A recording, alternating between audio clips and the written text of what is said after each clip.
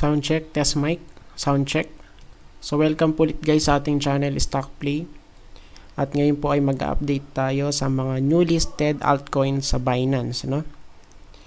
And syempre isasama na rin natin yung mga requested altcoins. Ayan.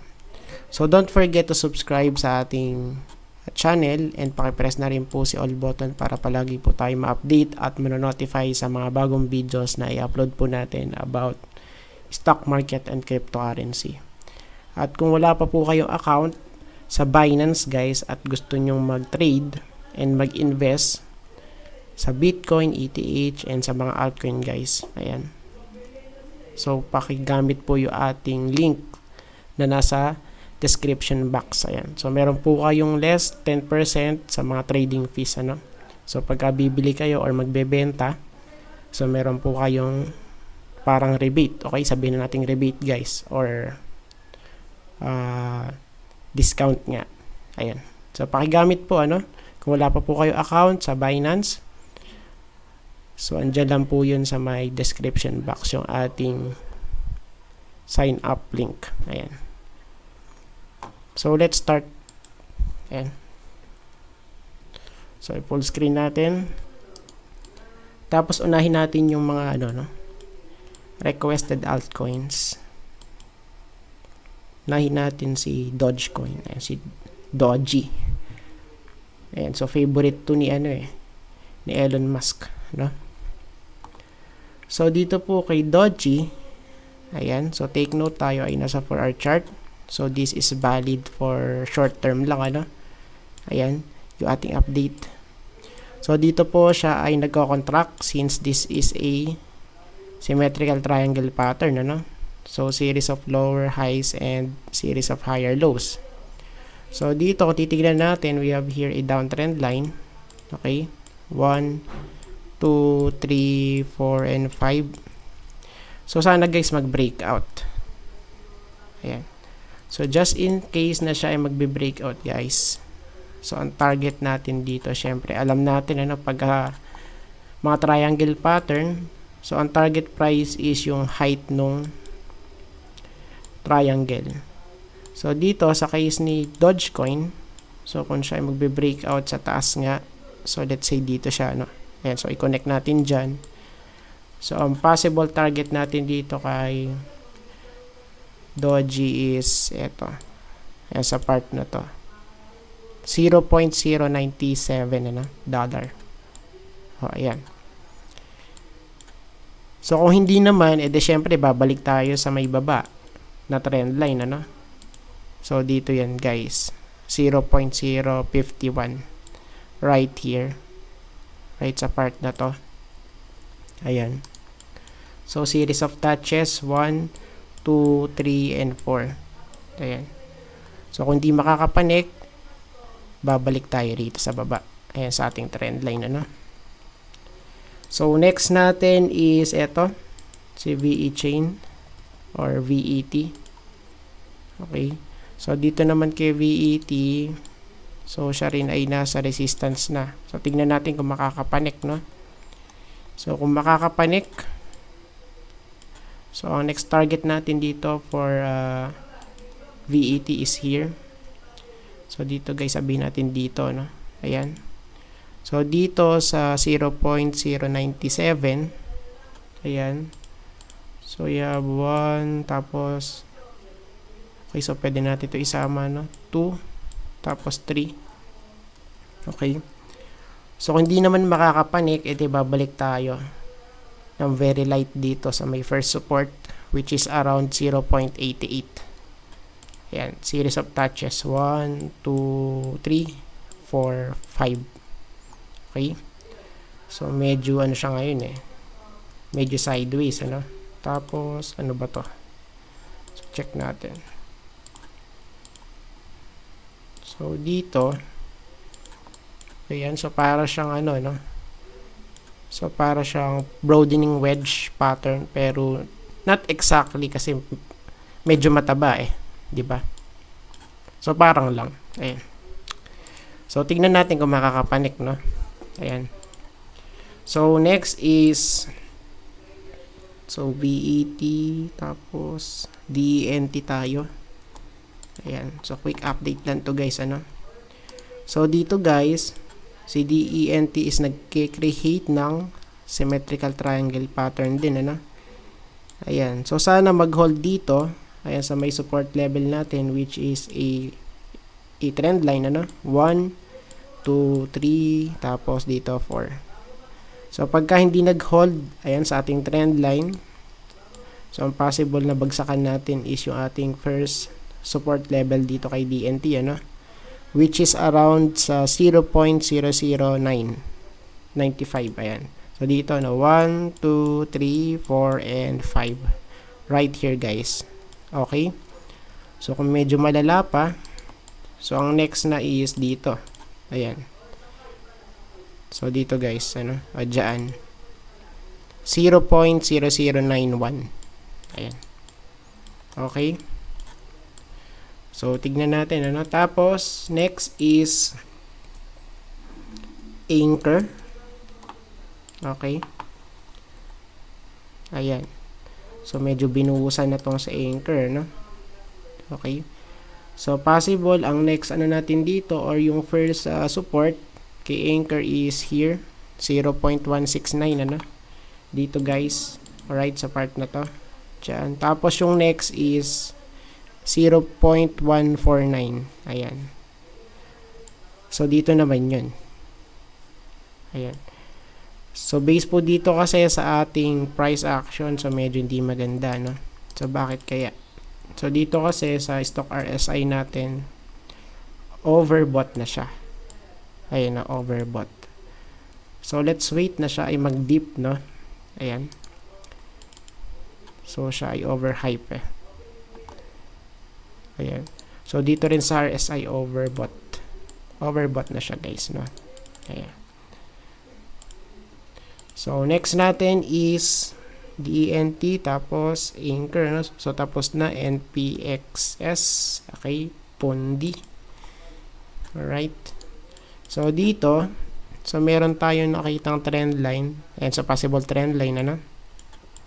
So, this is an ascending wedge pattern.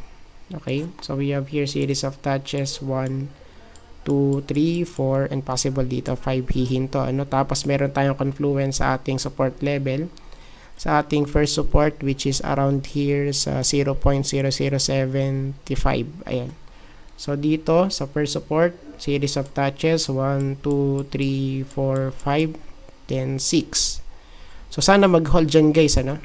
So still intact pa naman, pero i-check natin kung meron tayong divergence. So, based dito, parang meron nga. Okay. Sa stock, meron. Tapos, sa RSI, meron din. So, dito sa RSI, lower high, eh. High, tapos lower high. Then, sa ating price action, or sa chart is higher high. High, higher high, no? So, nag-play out na yung kanyang pagka bearish, ano? Ayan. So, we have here a bearish divergence. Pero tignan nga natin kung mag-hold dyan, ano? So, kung hindi mag-hold sa may, ano natin, support level natin, so, what's next for NPXS? So, dito, guys, 0.0067, ano? So, dito yung ating second support for NPXS. O, ayan. So, let's move sa talagang topic natin, ano? Sa ating quick update. Ayan. Sa mga newly listed altcoins sa Binance. Okay. So, actually, karamihan dito is NFT, ano? So, sila ay related sa NFT and syempre sa Polkadot ecosystem. Ayan. So, let's start with Alice. Okay. So, dito kay Alice, guys, kung papansinin natin, wait lang.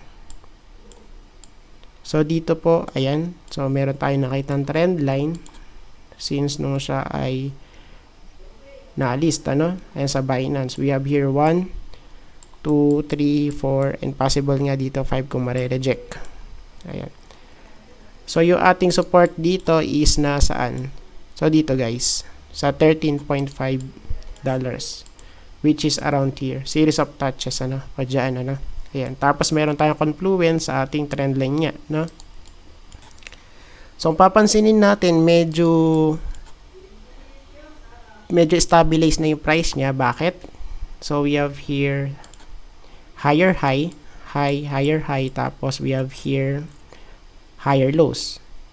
Low, higher low, higher low, no? So, just in case na ma-reject nga, so possible babalik tayo dito sa trend line, ano? Which is around sa 13.7 or 13.5. Ayan. So, basta malapit dyan. Tapos, kung siya naman ay magbe-breakout, so what's next for Alice? So, possible dito, no? Sa 16.8. Tapos, yung next is here sa $18. Ayan. $18, tapos 16.7. Ayan, no? So, tignan natin. Ayan. So, medyo sideways na tong si Alice. Pero, ayan. So, sabi ko nga, possible pa rin na siya ay ma-reject. Ayan. So, next natin is ito, si Lina. Linear Finance. Okay. So, parang ano din to eh. Nasa Polkadot din ata to, kung di ako nagkakamali. Tapos, parang di ko sure, ano? So, parang ang alam ko dito is nag-migrate sa ano eh, sa BSC. So, i-search nyo na lang. Ayan. So, dito guys, kay Lina, Linear Finance, so medyo rejected ano sa ating resistance, which is around sa part. Okay, so medyo naghang ata yung.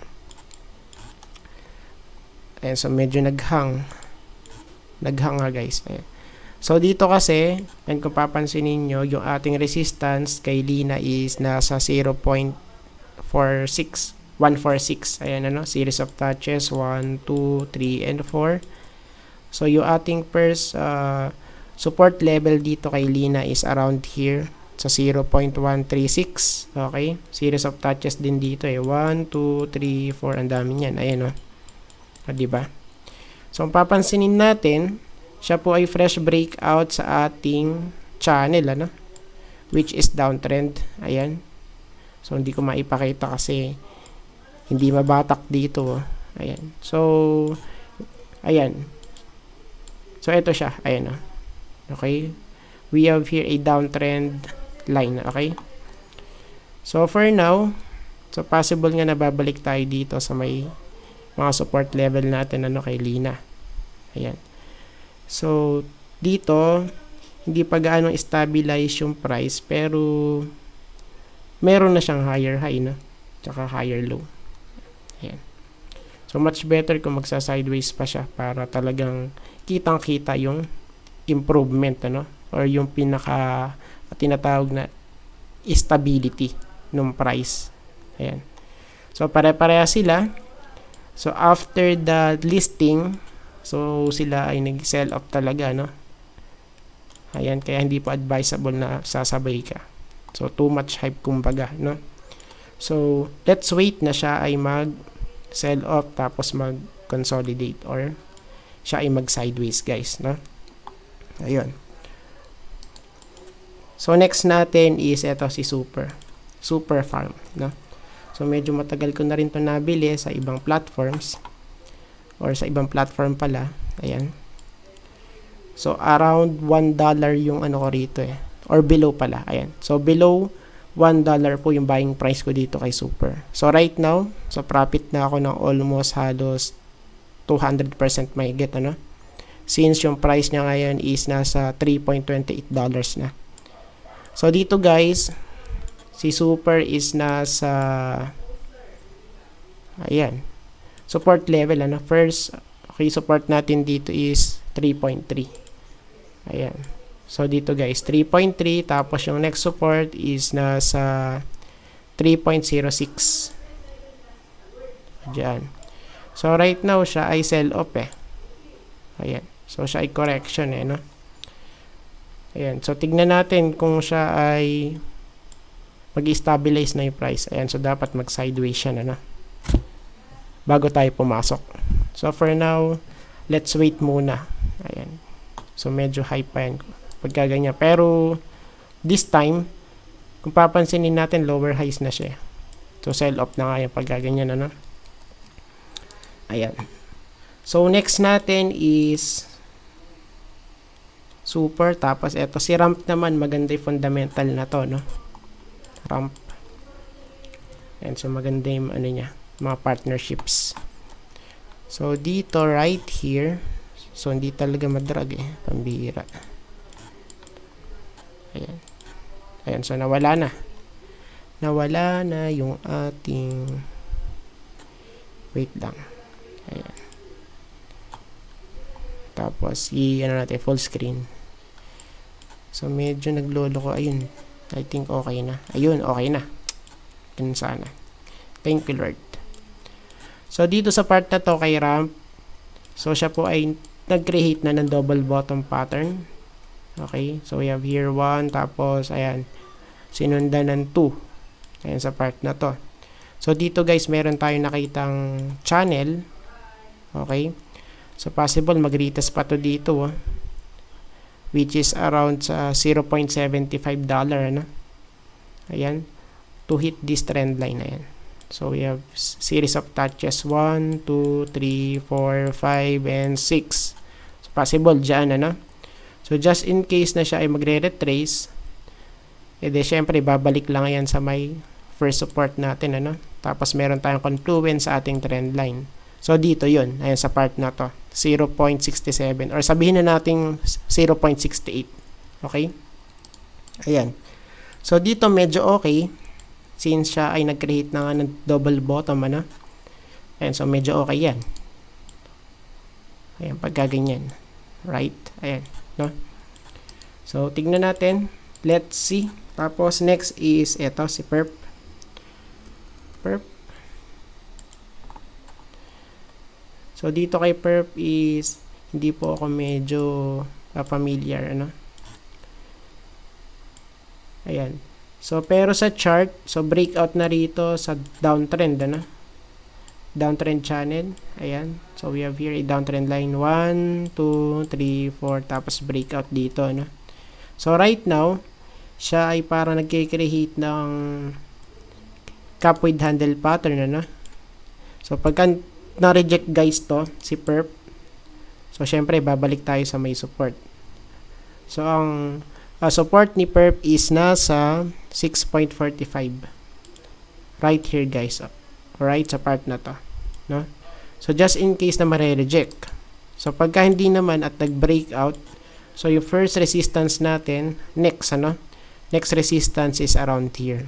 $7.37, which is around here guys. Okay?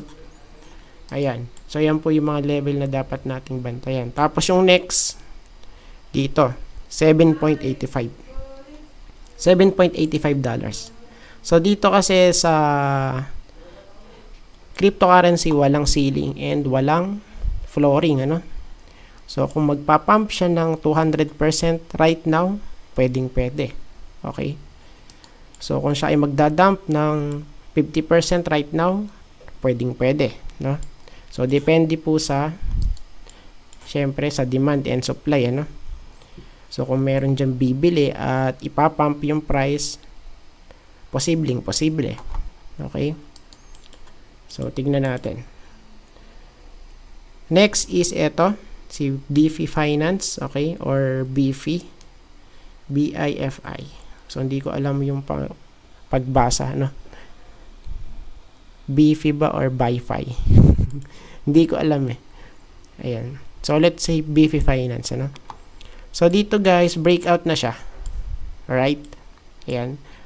So, breakout, tapos nakakita tayo dito ng inverse head and shoulder pattern. So, sa part po na to, medyo stabilize na yung price niya.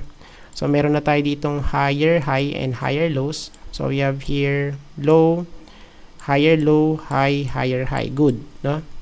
Tapos, syempre, since fresh breakout to, no, sa 4-hour chart, so, ang target natin dito is, eto, si 200 or 2,450, ano, dollars. Ayan. So, dito, guys. Okay, around here, right sa part na to.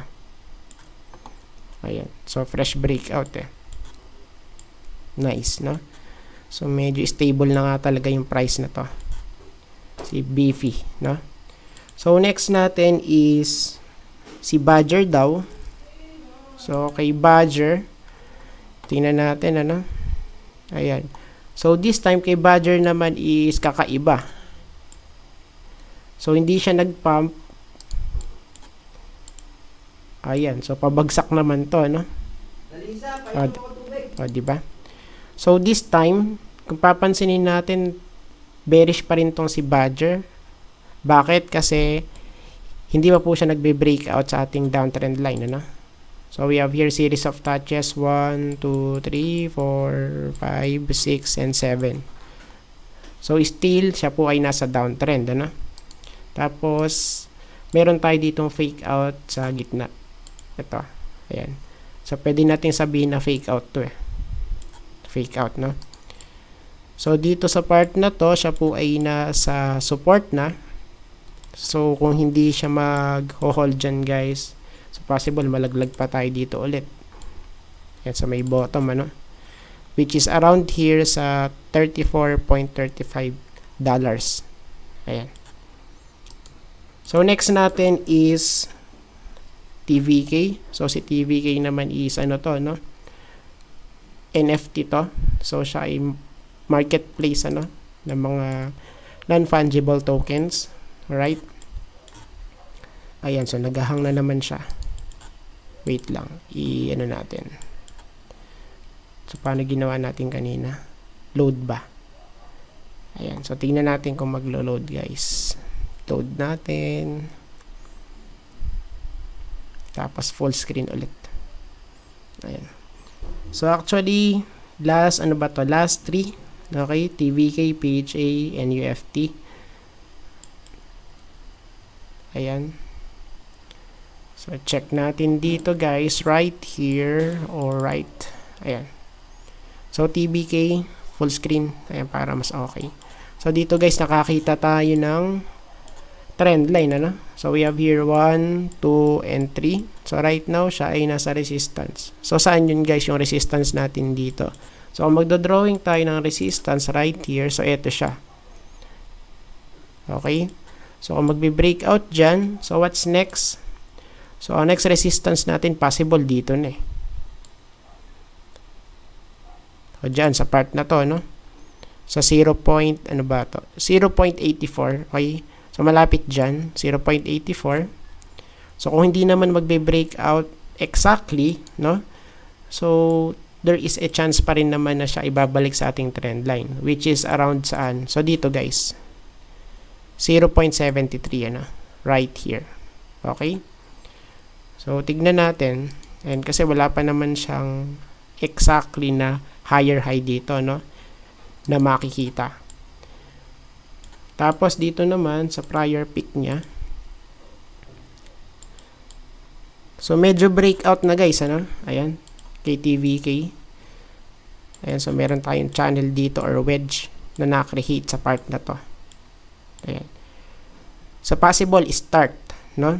Start ng next leg up dito. Ayan. So syempre push, first leg up, tapos ayan, so we have here a correction, then second leg up. Ayan, no? So, possible. Ayan, kay TVK. Kasi maganda to eh. Siya ay marketplace, ano? Si TVK, ng mga NFTs. Ayan, kaya talagang maganda yan. So, bullish pa naman ngayon yung sector ng NFT. So, grabe, guys, magliparan dun, ano? Too good to be true, pero true talaga, guys. Ayan. So, dito nga lang ngayon, no, tignan mo, super bullish. Diba? 74%, 43%, 36%. Diba? So, grabe, no? Sa stock market, wala kang makikitang ganyan. Ayan, kasi nga, meron nga dong ceiling saka flooring. So, dito, sa, sa cryptocurrency, guys, sky is the limit. Okay? So, kung talagang lilipad ng 3,000%, pwede. Okay?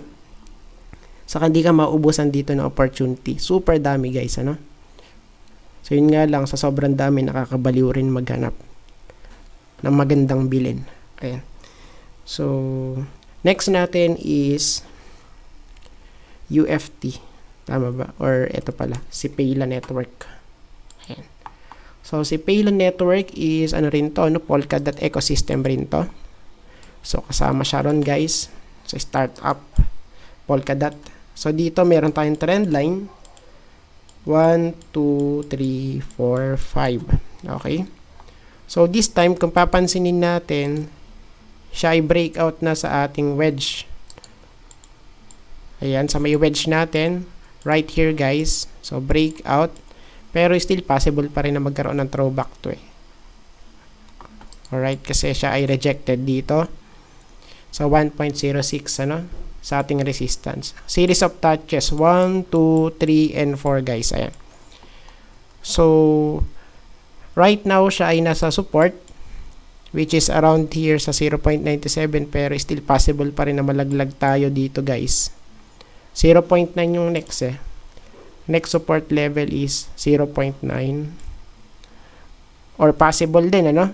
So, tayo ay babalik sa may trend line, which is around sa 0.84. Right here. Ayan. So, next natin is eto si UFT. Ayan. So, last na po ito, guys. Alright. UFT naman, wale. So, rejected, guys, ano, sa ating resistance, which is around sa, ano ba to? 3.3. $3.3. Ayan. UFT ata, ano ata to eh? Unilend ba? So, hindi ako nagkakamali. Paka-search nyo na lang, no? Tapos, syempre, kung siya ay rejected sa ating first resistance, edi babalik tayo sa may first support. So, ang first support natin dito kay UFT is around here, sa $3.05, which is around here, guys. Alright? Ayan. So, possible doon, ano? So, dito,